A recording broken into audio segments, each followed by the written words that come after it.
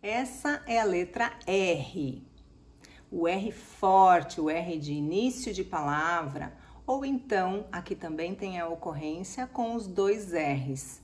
Eles têm o mesmo som. Por exemplo, rato, início de palavra, ou carro, dois R's entre vogais. Então, como que a gente produz este R?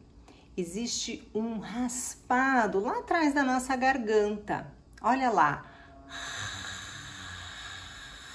Essa mãozinha aqui identificada significa que existe esse raspado e não a vibração.